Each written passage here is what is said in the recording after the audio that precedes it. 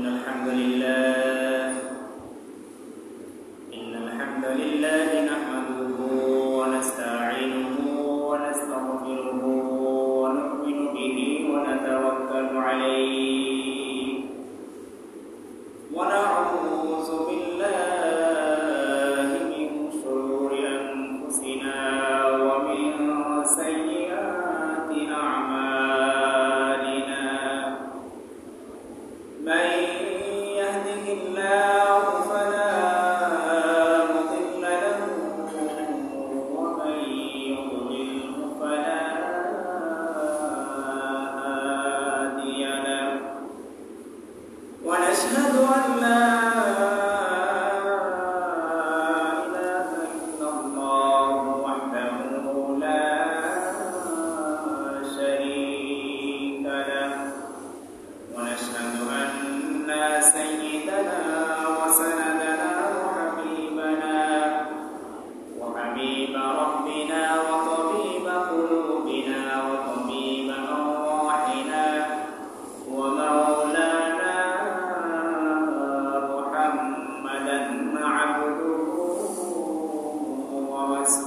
ورسوله فقد قال الله سبحانه وتعالى في كلامه المجيد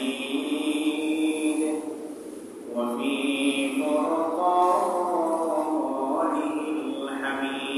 الحميد أعوذ بالله من الشيطان الرجيم بسم الله الرحمن الرحيم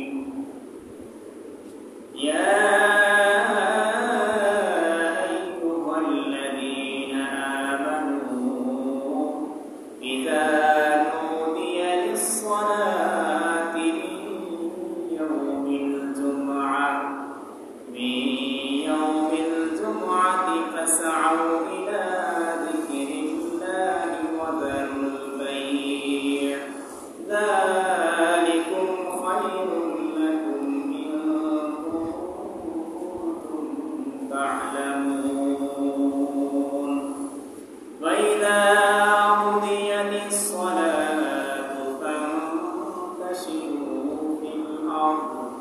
فانتشروا في الأرض وابتغوا من فضل الله وقال رسول الله صلى الله عليه وسلم من اغتسل يوم الجمعة أو غسل وبكر وابتكر ودنا واستمع وأنصت كان له بكل خطوة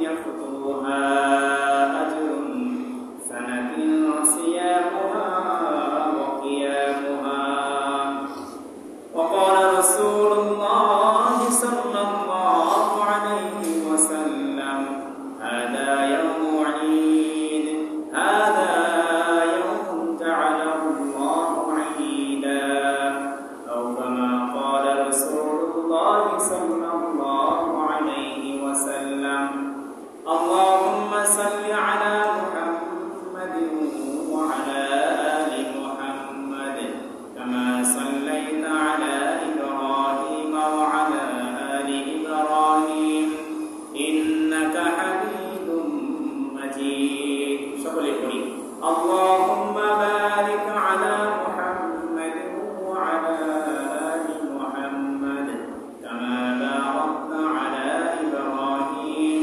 وعلى آل إبراهيم إنك حميد مجيد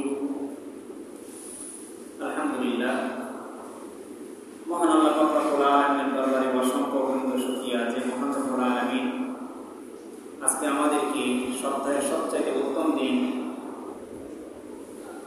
জুমাবার শুক্রবার দিন আল্লাহ পাক রব্বুল আলামিন আমাদেরকে অত্যন্ত মহব্বত করে অত্যন্ত ভালোবেসে বিভিন্ন ব্যস্ততা ঝামেলা থেকে ফারিগ করে সুস্থতার সহিত আল্লাহ পাকের কুদরতি পায়ে সিজদা দেওয়ার অত্র কাওলা আনসারকে মসজিদে নিয়ে এসেছেন। এই জন্য আমরা অন্তর থেকে আল্লাহ পাকে শুকরিয়া আদায় করি, আলহামদুলিল্লাহ। মুআজ্জাজ মুহতারাম মুসল্লিনে কেরাম, সপ্তাহে শুক্রবার দিনটা মুসলমানদের কাছে একটা ঈদের দিন। সপ্তাহের 7 দিনের মধ্যে 7টা দিনের মধ্যে সবচেয়ে উত্তম দিন হলো এই শুক্রবার দিন, জুমাবার দিন। আর আল্লাহ পাক রব্বুল আলামিন এই শুক্রবারকে কেন্দ্র করে, জুমাবারকে কেন্দ্র করে পবিত্র কালামুল্লাহ শরীফের 114টা সূরার মধ্যে স্বতন্ত্র একটা সূরা নিয়ে এসেছেন, সূরাতুল জুমআহ। সবাই বলেন সূরাতুল জুমআহ। জুমআহ নামে আরবি হলো, এটা হলো আরবি নাম, জুমআহ হলো আরবি নাম, বাংলাতে আমরা বলে থাকি শুক্রবার। আল্লাহ পাক রব্বুল আলামিন এই দিনটার মর্যাদা, এই দিনটার তাৎপর্য, ফজিলত এবং আমল সম্পর্কে, গুরুত্ব সম্পর্কে ইমানদার মুসলমানদেরকে বোঝানোর জন্য আল্লাহ তাআলা স্বতন্ত্রভাবে একটা কোরআনের কারিমকে সূরা নাযিল করে দিয়েছেন। সুবহানাল্লাহ। এর দ্বারা বোঝা যায় এই দিনের তাৎপর্য, এই দিনের গুরুত্ব অপরিসীম, অনেক গুরুত্ব রয়েছে। মুহতারাম হাজিরিন, নবীজি সাল্লাল্লাহু আলাইহি ওয়াসাল্লামের জীবনীটাকে 2 ভাগে ভাগ করা যায়। ওনার জীবনের নবুয়ত প্রাপ্ত হওয়ার পরে নবী সাল্লাল্লাহু আলাইহি ওয়াসাল্লামের জীবন ছিল 30 বছর। উনি 40 বছর বয়সে যখন নবুয়ত প্রাপ্ত হলেন, তো 40 থেকে নিয়ে 53 এই 13টি বছর নবী সাল্লাল্লাহু আলাইহি ওয়াসাল্লাম মক্কায় দাওয়াতি কাজ করেছেন, মক্কায় অবস্থান করেছেন। 53 থেকে 63 ওনার ইন্তেকালের দিন পর্যন্ত 10টি বছর উনি মদিনায় কাটিয়েছেন, সেখানে দাওয়াতি কাজ করেছেন। তার মানে নবী সাল্লাল্লাহু আলাইহি ওয়াসাল্লামের জীবনীটাকে আমরা 2টা ইনিংসে, 2টা পার্টে দেখতে পাই। নবী সাল্লাল্লাহু আলাইহি ওয়াসাল্লাম যখন মক্কা থেকে হিজরত করে মদিনায় গেলেন, মদিনায় যাওয়ার পরে আল্লাহ তাআলা এই সূরাতুল জুমআকে নাযিল করেন। সুবহানাল্লাহ। কারণ মক্কায় থাকা অবস্থায় মুসলমানদের উপরে জুমার নামাজ ছিল না, জুমার নামাজ ফরজ ছিল না, জুমা বলতে কোনো কিছু ছিল না। কিন্তু যখন মক্কা থেকে মদিনায় হিজরত করে নবীজি গেলেন, সেখানে যাওয়ার পরে আল্লাহ তাআলা এই সূরাতুল জুমআ নাযিল করলেন এবং মুসলমানদের উপরে জুমার সালাতকে ফরজ করে দিলেন। সুবহানাল্লাহ। এর আগে 5 ওয়াক্ত নামাজ মুসলমানরা জোহরের নামাজ পড়তো, জোহরের সময় জুমার নামাজ ছিল না। তাহলে মুহতারাম হাজিরিন, আল্লাহ পাক রব্বুল আলামিন যখন নবী সাল্লাল্লাহু আলাইহি ওয়াসাল্লামকে মক্কা থেকে হিজরত করিয়ে মদিনায় নিয়ে গেলেন, সেখানে যাওয়ার পরে আল্লাহ তাআলা সূরাতুল জুমআ নাযিল করলেন। আল্লাহ তাআলা বলে দিলেন, ইয়া আইয়ুহাল্লাযীনা আমানু ইযা নুদিয়া লিস-সালাতি ফি ইয়াউমিল জুমআ ফাসআউ ইলা যিকরিল্লাহি ওয়া যারুল বাই' যালিকুম খায়রুল লাকুম ইন কুনতুম তা'লামুন। আল্লাহ তাআলা বলতেছেন যে হে ঈমানদারগণ, ইয়া আইয়ুহাল্লাযীনা আমানু, আল্লাহ তাআলা ঈমানদারদেরকে আহ্বান করে ডাক দিয়ে বলতেছে, ইয়া আইয়ুহাল্লাযীনা আমানু ইযা নুদিয়া লিস-সালাতি মিন ইয়াউমিল জুমআ, হে ঈমানদাররা, যখন জুমার সালাতে, জুমার নামাজের আযান হয়ে যায়। আযান দ্বারা কোন আযান উদ্দেশ্য? মুহাদ্দিসিনে কেরাম বলেন যে আমরা খুতবার পূর্বে যে আযানটা দিই, সেই আযান উদ্দেশ্য। মুহাদ্দিসিনে কেরাম বলেন যখন জুমার নামাজের আযান হয়ে যায়, নুদিয়া লিস-সালাত মিন ইয়াউমিল জুমআ ফাসআউ ইলা যিকরিল্লাহ, তোমরা আল্লাহ তাআলার জিকিরের দিকে, আল্লাহ তাআলার স্মরণের দিকে দ্রুত আসতে হবে। সুবহানাল্লাহ। তাহলে আল্লাহ পাক রব্বুল আলামিন বলতেছেন যখন জুমার নামাজের আযান হয়ে যাবে, তখন তোমরা আল্লাহ তাআলার দিকে দ্রুত আসবে। মিন ইয়াউমিল জুমআ ফাসআউ ইলা যিকরিল্লাহ, দ্রুত আসার অর্থ হলো আল্লাহ তাআলা এখানে আমাদেরকে গুরুত্ব বোঝাতে চাইতেছেন যে জুমার নামাজটা সপ্তাহে অন্যান্য নামাজের চাইতে বেশি গুরুত্বপূর্ণ হয়। এই দিন অজরের রহমত আল্লাহ তাআলার পক্ষ থেকে মুমিন বান্দাদের উপরে নাযিল হতে থাকে। সুবহানাল্লাহ। তার মানে এই নয় যে ওযু করে কোন রকম লুঙ্গি গুছাইতে গুছাইতে, কাপড় গুছাইতে গুছাইতে দৌড়ে প্রবেশ করবো আর মসজিদের টাইলসের মধ্যে বিছনাকে বা ক্লাসের মধ্যে বাড়ি গিয়ে আহত হয়ে যাবে, এটা আল্লাহ তাআলা বোঝানোর উদ্দেশ্য না। আমাদের তাই হয়, আমরা ওযু করতে দেখি যে জামাত চলে গেল, ইমাম সাহেব রুকুতে চলে গেছে, আমরা দ্রুত আসতে থাকি, দৌড়ে আসতে থাকি। অথচ নবীজি এক হাদিসের মধ্যে বলেছেন, তোমরা নামাজের মধ্যে কখনো দ্রুত আসবে না, বরং তোমরা নামাজে যখন আসবে ধীরস্থিরতার সাথে কদম ফেলে ফেলে আসবে। যতটুকু ইমাম সাহেবের সাথে নামাজ পাইবে এতটুকু আদায় করবে, বাকি যতটুকু চলে গিয়েছে বাকিটুকু পরে আদায় করবে। সুবহানাল্লাহ। এখানে দ্রুত আসার মানে এই নয় যে আপনি দ্রুত এসে নিজেকে আহত করবেন, নিজেকে রক্তাক্ত করবেন, অন্য ভাইয়ের সাথে, অন্য ভাইয়ের গায়ের সাথে, শরীরের সাথে ধাক্কা রাখবেন। আল্লাহ তাআলা বলেন, ফাসআউ ইলা যিকরিল্লাহ, তোমরা আল্লাহ তাআলার স্মরণে, আল্লাহর জিকিরের দিকে তোমরা দ্রুত আসো। তার মানে জুমার গুরুত্ব এত পরিসীম যে এই দিন অন্যান্য কাজকে বাকি রেখে তোমরা যত তাড়াতাড়ি সম্ভব যথাসাধ্য সবার আগে মসজিদে আসার চেষ্টা করো। সুবহানাল্লাহ। ফাসআউ ইলা যিকরিল্লাহ, আল্লাহর জিকিরের দিকে, জিকির দ্বারা উদ্দেশ্য হলো মুহাদ্দিসিনে কেরাম বলেন যে এখানে খুতবা থেকে বোঝানো হয়েছে সবচেয়ে উত্তম জিকির হলো আফজালুল জিকির লা ইলাহা ইল্লাল্লাহ। জিকির বলতে নামাজ, জিকির বলতে রোজা, জিকির বলতে আপনি যত সৎ কাজ করেন না কেন আল্লাহর স্মরণে তাসবিহ সুবহানাল্লাহ আলহামদুলিল্লাহ আল্লাহু আকবার সমস্ত কিছু জিকির। কিন্তু আল্লাহ তাআলা সূরাতুল জুমার মধ্যে যে জিকিরের কথা বলেছে ফাসআউ ইলা যিকরিল্লাহ, তোমরা আল্লাহর জিকিরের দিকে আসো, এখানে হলো খুতবা শুরু হওয়ার আগেই তোমরা এসো। এখানে ইমাম সাহেব তোমাকে কি দিক নির্দেশনা দেয়, খতিব সাহেব কি আলোচনা করে সেখান থেকে তুমি কিছু শিক্ষা গ্রহণ করো। এরপর আল্লাহ তাআলা বলছে ওয়াজারুল বাই, এবং তোমরা ব্যবসা বাণিজ্য ছেড়ে দাও। তোমার আজান হয়ে গেছে বাস, এখানে দোকান বন্ধ, অফিস বন্ধ, আদালত বন্ধ, কাজ সমস্ত কিছু বন্ধ। আল্লাহ পাকের হুকুম আগে পালন করবো, এরপরে ব্যবসার মধ্যে সময় দিব, আমি চাকরির মধ্যে সময় দিব। এই জন্য আল্লাহ তাআলা বলতেছে ইদা নুদিয়া লিস-সালাত মিন ইয়াউমিল জুমআতি ফাসআউ ইলা যিকরিল্লাহ, জুমার নামাজে যখন আজান হয়ে যাবে তোমরা দ্রুত মসজিদের দিকে আসতে শুরু করবে। ওয়াজারুল বাই যালিকা খায়রুল লাকুম ইন কুনতুম তা'লামুন, যদি তোমরা এই কাজগুলো করতে পারো, নামাজের দিকে দ্রুত আসো, ব্যবসা বাণিজ্য বন্ধ করে দাও, সব কিছু করার পরে যদি তোমরা মসজিদের সময় মতো উপস্থিত হতে পারো, তাহলে তোমরা জানো না এর মধ্যে কি পরিণাম রয়েছে। যদি তোমরা জানতে অতি তাড়াতাড়ি সমস্ত কাজ ফেলে তোমরা আল্লাহ পাকের প্রতিনিধি পায়ে সিজদা দেওয়ার জন্য মসজিদে এসে উপস্থিত হবে। সুবহান। এরপর আল্লাহ তাআলা বলেন ফাইদা কুদিয়াতিস সালাতু ফান্তাশিরু ফিল আরদ ওয়াবতাগু মিন ফাদলিল্লাহ। এরপর আল্লাহ বলেন যখন জুমার সালাত তুমি আদায় করে ফেলবে, ফাইদা কুদিয়াতিস সালাত ফান্তাশিরু ফিল আরদ, তোমরা জমিনে ছড়িয়ে পড়ো। আল্লাহ বলে নাই যে নামাজ পড়ার পর মসজিদে তুমি বসে থাকবে আর তোমার বাসার মধ্যে আল্লাহ রিজিক পাঠিয়ে দিবে, খাবার পাঠিয়ে দিবে। আল্লাহ বলতেছে তুমি নামাজ আদায় শেষ, তুমি এখন জমিনে বিচরণ করো। যে অফিসে চাকরি করো অফিসে ঢুকে যাও, যে যে পোস্টে ডিউটিতে রয়েছে ডিউটিতে চলে যাও, যার দোকান রয়েছে ব্যবসা রয়েছে ব্যবসার মধ্যে তুমি অ্যাটেন্ড করো। তার মানে আল্লাহ পাক রব্বুল আলামিন পারে যে বান্দা যদি কোনো কাজ নাও করে তার বাসায় রিজিক পৌঁছে দিতে পারে, কিন্তু আল্লাহ পাকের নিয়ম হলো বান্দা পরিশ্রম করবে, চেষ্টা করবে, আল্লাহর কাছে দোয়া করবে, সেভাবে আল্লাহ তাআলা তার ঘরের মধ্যে রিজিক পাঠিয়ে দিবেন। সুবহানাল্লাহ। ওমর ফারুক রাদিয়াল্লাহু তাআলা জামানায় উনি জোহরের নামাজ পড়ালেন, দেখলেন যে ইয়ামান থেকে কিছু লোক এসে মসজিদের বারান্দায় বসে আল্লাহর নামে জিকির করতেছে। উনি ওনাদেরকে কিছুই বলেন নাই। আসরের পরে ঠিক একই অবস্থা দেখলেন, মাগরিবের সময় ঠিকই একই অবস্থা দেখলেন। ওমর রাদিয়াল্লাহু তাআলা মাগরিবের নামাজের পরে জিজ্ঞাসা করলেন, আরে তোমরা কারা? দেখলাম জোহরের পরে তোমরা জিকির করছো, নামাজ পড়ে, আসরের পরে, মাগরিবের পরে, তোমাদের কি কোনো কাজ কারবার নেই? নামাজ পড়ার পরে তো আল্লাহ তাআলা বলেছে জমিনে বিচরণ করার জন্য, কাজ করার জন্য, তোমরা এখানে কেন বসে রয়েছো? তখন তারা বলতেছে যে আমরা আল্লাহ তাআলা জিকির করতেছি আর আল্লাহ তাআলা আমাদের রিজিকের ব্যবস্থা করতেছে। কিভাবে রিজিকের ব্যবস্থা করতেছে? যে আল্লাহ তাআলা পাশের যে সাহাবায়ে কেরাম রয়েছে তাদের মাধ্যমে আমাদের কাছে খাবার পাঠিয়ে দিয়েছে। ওমর রাদিয়াল্লাহু তাআলা বলেন, দেখো এটা নবী সাল্লাল্লাহু আলাইহি ওয়াসাল্লামের সুন্নাত না, আল্লাহ পাকের আদেশ না, বরং আল্লাহ পাকের আদেশ হলো যখন তোমার নামাজ কায়েম হয়ে যাবে, নামাজ প্রতিষ্ঠিত হয়ে যাবে, নামাজ আদায় করে ফেলবে, তুমি সাথে সাথে মসজিদ থেকে বের হয়ে তুমি তোমার কর্মস্থলে চলে যাবে। সুবহানাল্লাহ। এটা হলো ইসলামের বিধান। মুহতারাম হাজির, আল্লাহ তাআলা বলতেছেন ফাইদা কুদিয়াতিস সালাতু ফান্তাশিরু ফিল আরদ, জমিনে ছড়িয়ে পড়ো, ওয়াবতাগু মিন ফাদলিল্লাহ, এবং আল্লাহ তাআলার অনুগ্রহ তালাশ করো। এখানে অনুগ্রহ দ্বারা মুফাসসিরিনে কেন বলেন যে আপনি ব্যাগ চালক, আপনি নামাজ পড়ে ব্যাগ নিয়ে রাস্তার মোড়ে বসে আছেন, আমি গেলাম যে এখান থেকে আমাকে এয়ারপোর্টে নিয়ে যেতে হবে, 20 টাকা ভাড়া দিব, আমি বললাম আপনার জন্য অনুগ্রহ।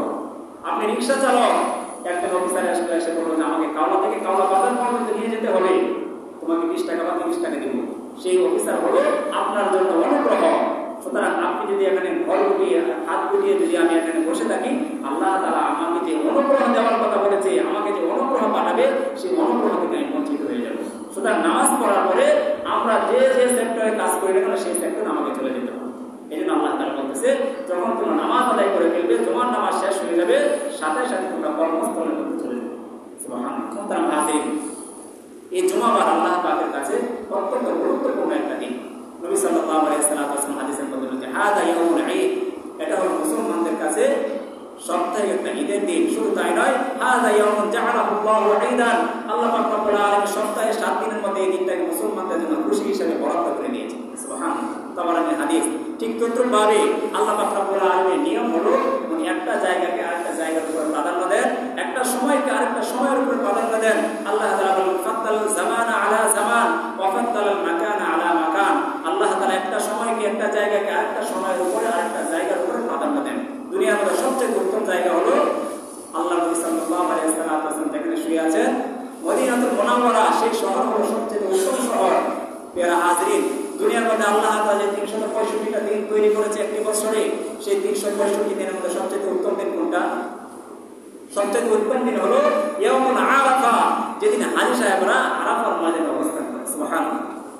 365 দিনের মধ্যে সবচেয়ে উত্তম দিন হলো ইয়াউমুল আরাফা। আরাফার দিনে যদি কোনো ব্যক্তি আরাফার ময়দানে অবস্থান করে তাহলে তার হজ হয়ে যায়। অন্যান্য বিধানগুলো সে পালন না করে আরাফার ময়দানে অবস্থান করলে তার হজ সম্পন্ন হয়ে যাবে। এরকম হবে ঠিক 365 দিনের রাতের মধ্যে সবচেয়ে উত্তম রাত কোনটি? লাইলাতুল কদর। ইন্না আনজালনাহু ফি লাইলাতুল কদর ওয়া মা আদরাকা কামা লাইলাতুল কদর লাইলাতুল কদরি খায়রুম মিন আলফি শাহর। সম্মানিত হাজিরিন, আল্লাহ পাক রব্বুল আলামিন দুনিয়াতে যে দিনগুলো আমাদেরকে দিয়েছেন সেই দিনের মধ্যে সবচেয়ে উত্তম দিন হলো আরাফার দিন। আর এক বছরের মধ্যে সবচেয়ে যে রাতগুলো দিয়েছেন সবচেয়ে উত্তম রাত হলো লাইলাতুল কদরের দিন। ঠিক তদ্রুপভাবে আল্লাহ পাক রব্বুল আলামিন আমাদেরকে বছরের গণনার জন্য ইন্না ইদ্দাতাশ শুহুরি ইনদাল্লাহি 12, আল্লাহ তাআলা যেন আমরা যেন বছরের গণনাকে হিসাব করতে পারি এই জন্য আমাদেরকে 12টি মাস দিয়েছেন। সেই 12টি মাসের মধ্যে সবচেয়ে উত্তম মাস কোনটি? কোন মাস? রমজান মাস। সবচেয়ে উত্তম মাস রমজান মাস, যে মাসে একটা নফল আদায় করলে একটা ফরজের পরিমাণ সওয়াব হয়, একটা ফরজ আদায় করলে একটা ফরজ আল্লাহ তাআলা 70টা ফরজের সমান সওয়াবে পরিণত করে দেয়। ঠিক তদ্রুপভাবে আল্লাহ তাআলা বলেন যে সপ্তাহে যে 7 দিন রয়েছে সেই সপ্তাহের 7 দিনের মধ্যে সবচেয়ে উত্তম দিন হলো শুক্রবার। সুবহানাল্লাহ। শুধু তাই নয়, নবী সাল্লাল্লাহু আলাইহি ওয়াসাল্লাম বলেন এই দিনে আল্লাহ পাক রব্বুল আলামিন হযরত আদম আলাইহিস সালামকে দুনিয়াতে পাঠিয়েছেন। আল্লাহ নবীজি বলেন ফিহি খালাকাল্লাহু আদম, আল্লাহ পাক রব্বুল আলামিন জুমার দিনে আদম আলাইহিস সালামকে সৃষ্টি করেছেন। শুধু তাই নয়, লাম্মা খালাকাল্লাহু আদামা ওয়া কানা তুলুহু 60 জিরাআন, যখন আদম আলাইহিস সালামকে আল্লাহ তাআলা সৃষ্টি করলেন তার লম্বা বা তার দেহের দূরত্ব ছিল 60 হাত। সুবহানাল্লাহ। ঠিক করতে পারলে আমরা যখন মৃত্যুবরণ করার পরে আল্লাহ তাআলা আমাদেরকে জান্নাত দান করবে, আমাদের প্রত্যেকের দেহের উচ্চতা হবে 60 হাত। আল্লাহ পাক রব্বুল আলামিন আদমকে সৃষ্টি করার পরে তার সেই উচ্চতা থেকে 60 হাত দিয়েছিলেন। শুধু তাই নয়, উনি আল্লাহ পাক রব্বুল আলামিন বলেন যে আদম আলাইহিস সালামকে যেদিন ওনারা আল্লাহ পাকের হুকুমকে অমান্য করার কারণে দুনিয়াতে পাঠিয়ে দিয়েছিলেন, কুলনা বিতু মিনহা জামিআ, আল্লাহ তাআলা আদম আলাইহিস সালাম ও হাওয়া আলাইহিস সালামকে বলেছিলেন যে তোমরা দুনিয়াতে প্রেরণ করো, তোমরা দুনিয়াতে নেমে যাও, জান্নাত থেকে তোমরা বের হয়ে যাও। সেই দিনটা হচ্ছে এই শুক্রবার। সুবহানাল্লাহ। এরপরে তারা দীর্ঘদিন কান্নাকাটি করার পরে আল্লাহ পাকের কাছে তওবা করার পরে আল্লাহ তাআলা তাদেরকে তওবা শিখিয়ে দিলেন যে আমার কাছে তোমরা তওবা করো। দোয়া শিখিয়ে দিলেন আল্লাহ তাআলা কোরআনের মধ্যে এনেছে, রব্বানা যালামনা আনফুসানা ওয়া ইন লাম তাগফির লানা ওয়া তারহামনা লানাকুনান্না মিনাল খাসিরিন। হে আল্লাহ, আমরা তো আমাদের নফসের উপরে, আমাদের আত্মার উপরে, জীবনের উপরে আমরা জুলুম করে ফেলেছি। আপনি যদি আমাদেরকে ক্ষমা না করেন তাহলে তো আমরা কোনো রক্ষা পাবো না, আমাদের কোনো উপায় নেই। এই দোয়া করতে করতে একটা পর্যায়ে আল্লাহ তাআলা আদম আলাইহিস সালাম ও হাওয়া আলাইহিস সালামের তওবাকে কবুল করেছিলেন এবং যেদিন এই তওবাটাকে আল্লাহ তাআলা কবুল করেছিলেন সেই দিনটা ছিল এই শুক্রবার দিন। সুবহানাল্লাহ। শুধু তাই না, আল্লাহ তাআলা যেদিন আদম আলাইহিস সালামকে দুনিয়া থেকে উঠিয়ে নিয়ে যায় সেই দিনটা হলো শুক্রবার। মুহতারাম হাজিরিন, ঠিক তদ্রুপভাবে নবী সাল্লাল্লাহু আলাইহি ওয়াসাল্লাম বলেন পৃথিবী যেদিন কিয়ামত সংঘটিত হবে সেই দিনটাও হবে শুক্রবার। এরকম ভাবে নবীজি বলেন যে এক রমজান থেকে আরেক রমজান, যারা এই রমজানে রোজা রেখেছে আরেকটি রমজান সামনে পাবে, এই মধ্যবর্তী সময়ের মধ্যে আল্লাহ তাআলার বান্দারা যত সগীরা গুনাহ করবে পরবর্তী রমজানের রোজাগুলো রাখার কারণে আল্লাহ তাআলা তার এই মধ্যবর্তী রমজানের সমস্ত যে সগীরা গুনাহ সবগুলো আল্লাহ তাআলা মাফ করে দিবেন। সুবহানাল্লাহ। ঠিক তদ্রুপভাবে এক উমরা থেকে আরেক উমরা, এই মধ্যবর্তী সময়ের মধ্যে যে গুনাহ বান্দারা করে থাকে সেই সগীরা গুনাহকে আল্লাহ মাফ করে দেয়। ঠিক তদ্রুপভাবে যারা আজকের জুমায় শরীক হয়েছে এবং বিগত জুমায় যারা শরীক হয়েছিল অথবা আগামী জুমায় শরীক হবে, এই মধ্যবর্তী সময়ের মধ্যে আমার আপনার যে পরিমাণ সগীরা গুনাহ করা হবে আল্লাহ নবী বলেন যে আল্লাহ তাআলা এক জুমা থেকে আরেক জুমায় মুসলমানরা অংশগ্রহণ করার কারণে তার আমলনামার সমস্ত সেই সগীরা গুনাহকে মাফ করে দেবেন। সুবহানাল্লাহ। মুহতারাম হাজিরিন, এই জুমার নামাজের ফজিলত ঠিক তদ্রুপভাবে নবী সাল্লাল্লাহু আলাইহি ওয়াসাল্লাম বলেন শুক্রবার দিন প্রতিটা জামে মসজিদের গেটে গেটে প্রতিটা দরজায় দরজায় ফেরেশতারা এরকম এন্ট্রি খাতা নিয়ে তারা দাঁড়িয়ে থাকে, একটা খাতার মধ্যে নাম লিপিবদ্ধ করে, কে সর্বপ্রথম আসে, কে দ্বিতীয়, কে তৃতীয়, কে চতুর্থ, কে পঞ্চম নাম্বার ব্যক্তি পর্যন্ত তাদের নামগুলোকে ফেরেশতারা লিপিবদ্ধ করে। নবীজি বলেন যে যে ব্যক্তি শুক্রবার দিন জামে মসজিদে প্রথম উপস্থিত হবে তার আমল নামায় আল্লাহ পাক রব্বুল আলামিন একটা উট সদকা করলে আল্লাহর রাস্তায় যে পরিমাণ সওয়াব হয় সেই পরিমাণ সওয়াব তার আমল নামায় দিয়ে দিবেন। সুবহানাল্লাহ। দ্বিতীয় নম্বরে যে ব্যক্তি প্রবেশ করবে তার আমল নামায় একটা গরু আল্লাহর রাস্তায় সদকা করলে যে পরিমাণ সওয়াব হয় সেই পরিমাণ সওয়াব আল্লাহ তাআলা তার আমল নামায় দিয়ে দিবেন। ঠিক তদ্রুপভাবে তৃতীয় নম্বরে যে ব্যক্তি প্রবেশ করবে তার আমল নামায় একটি ছাগল আল্লাহর রাস্তায় কুরবানি করলে যে পরিমাণ সওয়াব হয় সেই পরিমাণ সওয়াব দিয়ে দিবেন। চতুর্থ নম্বরে নবীজি বলেন যে ব্যক্তি চতুর্থ নম্বরে প্রবেশ করবে তার আমল নামায় একটা মুরগি বা একটা মোরগ সদকা করলে যে পরিমাণ সওয়াব হয় সেই পরিমাণ সওয়াব তার আমলনামায় দিয়ে দিবে। সুবহানাল্লাহ। এরকম ভাবে পঞ্চম নাম্বার এবং সর্বশেষ নাম্বার, যে ব্যক্তি পঞ্চম নাম্বারে প্রবেশ করবে তার আমলনামায় আল্লাহর রাস্তায় একটা ডিম সদকা করলে যে পরিমাণ সওয়াব হয় সেই পরিমাণ সওয়াব তার আমলনামায় দিয়ে দিবে। এরপরে যখন পঞ্চম নাম্বারে প্রবেশ করে ফেলে এরপরে ফেরেশতারা তাদের খাতা বন্ধ করে তারা মুসল্লিদের সাথে ইমামের খতিবের খুতবা শোনার জন্য, আলোচনা শোনার জন্য তারা বসে যায়। তাদের অন্যান্য মুসল্লিরা যারা পরবর্তীতে প্রবেশ করে তাদের নাম সাধারণ খাতার মধ্যে এন্ট্রি করে নেয়। এই হলো জুমার নামাজের বিশেষ বিশেষ কিছু ফজিলত। তবে এই জুমার নামাজ আদায় করার জন্য এই জুমার দিনের বিশেষ বিশেষ ফজিলতগুলো রয়েছে।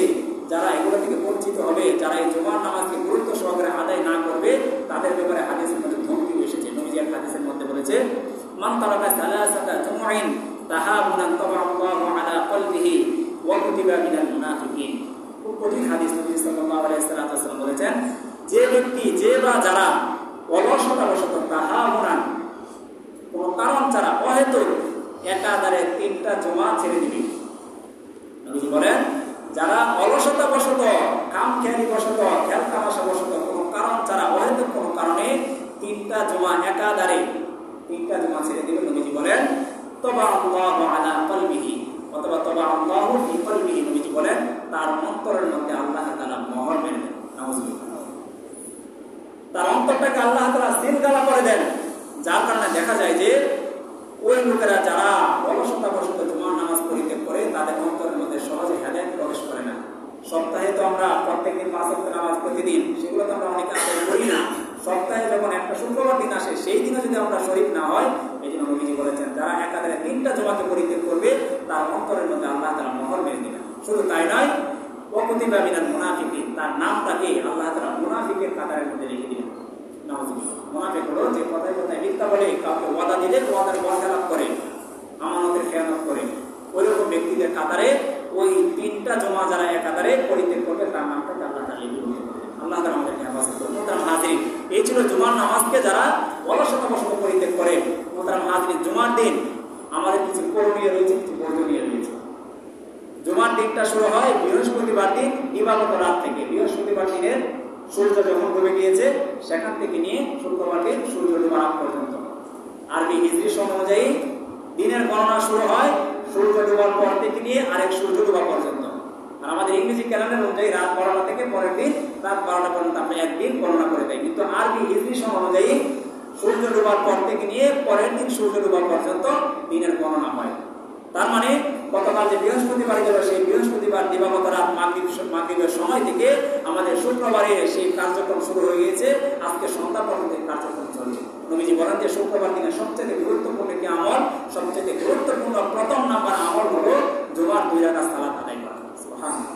এটা হলো সর্বপ্রথম গুরুত্বপূর্ণ একটা আমল। এরপর নবীজি সাল্লাল্লাহু আলাইহি ওয়াসাল্লাম বলেন জুমার দিনে দ্বিতীয় নাম্বার যে কারণ যে আমলটা সেটা হলো জুমার দিন সকাল সকাল ঘুম থেকে ওঠা।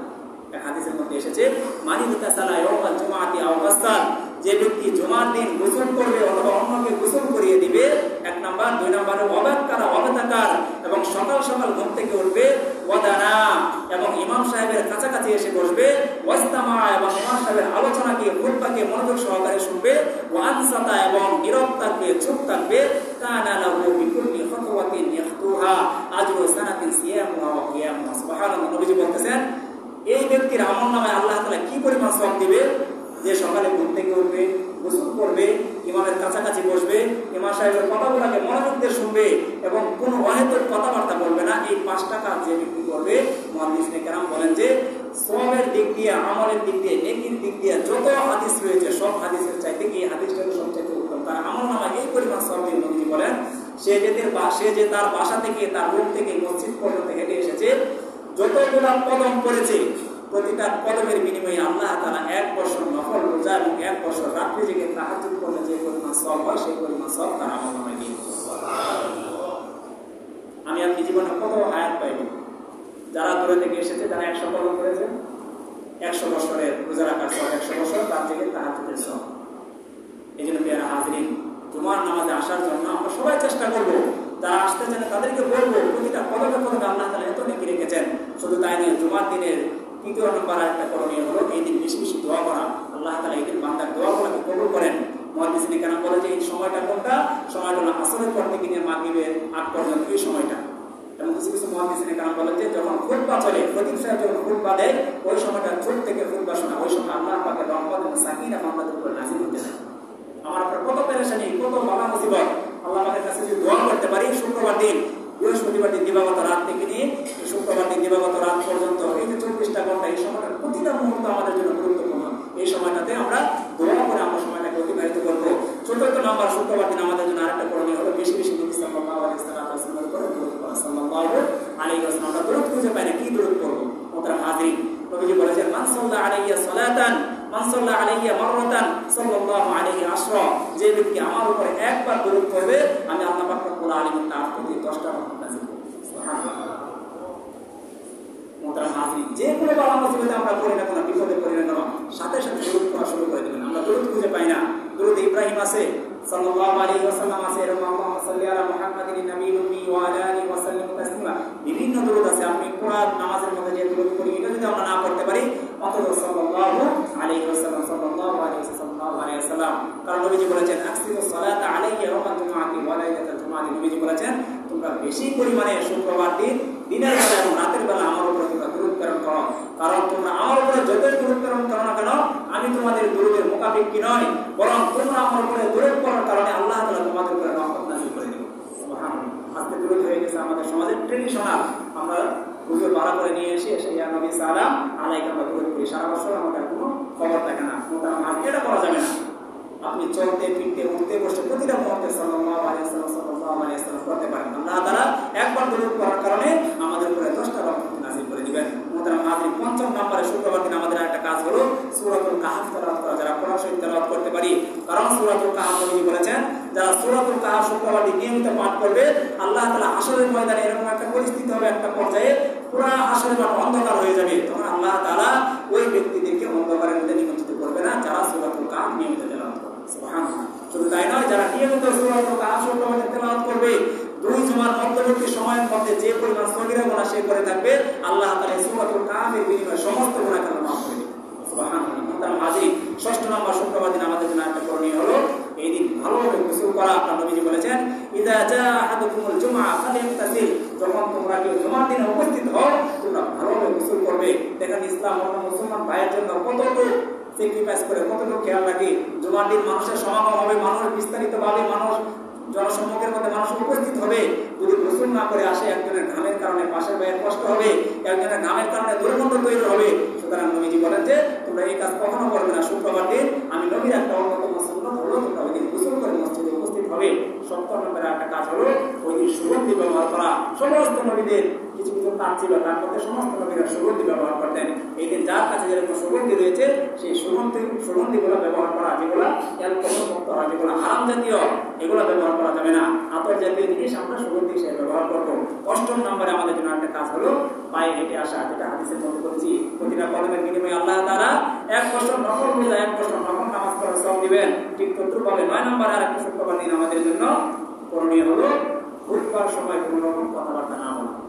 কারণ খুতবার সময় কথা বললে নবী সাল্লাল্লাহু আলাইহি ওয়াসাল্লামের সাহাবী উবাই ইবনে কাব রাদিয়াল্লাহু তাআলা আনহু ওনাকে অন্য এক সাহাবী জিজ্ঞাসা করতে একটা মাস্টার সম্পর্কে, আর নবীজি খুতবা দিচ্ছেন, উনি কোনো কথা বলেন না, নামাজের পর নবীজির কাছে শিকায়ত করলেন, অভিযোগ করলেন যে আমি খুতবার সময় আপনার সাহাবী উবাই ইবনে কাবকে একটা মাসআলা জিজ্ঞাসা করলাম, সে কোনো উত্তর দিল না। নবীজি বললেন যে খুতবার সময় তোমাদের উপরে আল্লাহ তাআলার রহমত বজরে নাযিল হতে থাকে, বরকত নাযিল হতে থাকে, ওই সময় যারা কথা বলবে তাদের উপরে আল্লাহ তাআলার রহমত বর্ষিত হয় না। সুতরাং খুতবা অবস্থায় আমরা কেউ কথা বলবো না। দশম নম্বরে আমাদের জন্য শুক্রবার দিন একটা করণীয় হলো এই দিন মসজিদে আসার পরপরই 2 রাকাত তাহিয়াতুল মসজিদ নামাজ আদায় করে নেওয়া। এরপরে 11 নম্বর সর্বশেষ নাম্বার কথা হলো যদি কারোর সামনে জায়গা থাকে সেই জায়গাটাকে পূর্ণ করে বসা। পিছন থেকে এসে যেন কেউ সেই জায়গাটাকে পরিপূর্ণ না করে। নবীজি বলেছেন যারা কাতার ডেঙ্গিয়ে একজনের কাঁধে আর একজনের এরকম দুইজনের ফাঁক দিয়ে সামনে অগ্রসর হয়, নবীজি বলেন কেমন জানি সে জাহান্নামের দিকে অগ্রসর হচ্ছে। সুতরাং দিন হলো অন্যের কল্যাণ সাধন করা, ধর্ম হলো অন্যের কল্যাণ কামনা করা। আমরা এরকম কোনো কাজ করবো না যে পিছন থেকে অন্য ভাই যেন আমার মাঝে এসে বসতে পারে, বরং এরকম দিনই মজলিসে যখনই আমরা বসবো না কেন দুইজনের মাঝে যে ফাঁকা জায়গাগুলো থাকে সেই জায়গাগুলো আমরা গ্যাপগুলো পূরণ করে বসবো। কারণ অন্য ভাই যখন জায়গা দেখবে সে চাইবে সেখানে আসার জন্য, আর নবীজি বলেছেন যে এদিকে এগিয়ে আসবে সেজন্য জাহান্নামের দিকে অগ্রসর হয়। সুতরাং অন্য ভাইকে জাহান্নামের দিকে পাঠিয়ে দিয়ে আমি কখনো সফল মন হতে পারি না। মোহতারাম হাজির, এই যে দীর্ঘ আলোচনা করলাম আমরা শুক্রবার, এত ফজিলতপূর্ণ শুক্রবার, এই শুক্রবারগুলোকে আমরা যেন মিস না করি। প্রতি শুক্রবার অন্য কাজকে ফেলে রেখে যেন শুক্রবারটাকে আমরা দরুদ, দুআ, ইস্তিগফার বেশি বেশি আমল করে যেন শুক্রবার দিনটাকে আমরা কাটাতে পারি। আল্লাহ পাক রব্বুল আলামিন আমাদের সবাইকে তৌফিক দান করুন যে কথাগুলো বললাম সেই কথাগুলো বলার পরে এবং আমল করার পরে আমাকে সকল আপনাদের সবাইকে আল্লাহ তাআলা কবুল করুন। সকল বলে আমিন। যারা সুন্নাত পড়ে যারা সুন্নাত